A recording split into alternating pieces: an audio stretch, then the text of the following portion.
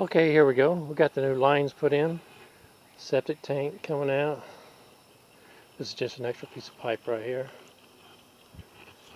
So this line's coming out, going this way. Here's the old line right there.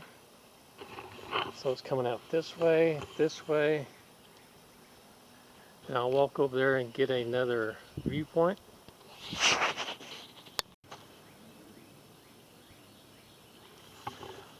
Okay, here we go, coming on this viewpoint, coming this way.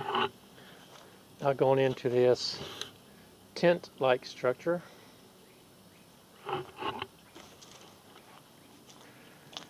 Now this is 135 feet long.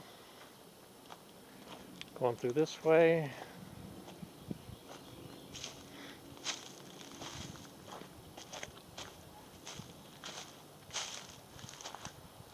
Going up. Now they did run a transit line, make sure everything is going downhill. So everything should be good. The only issue that we had was somewhere up here. We cut the internet cable line, underground internet cable.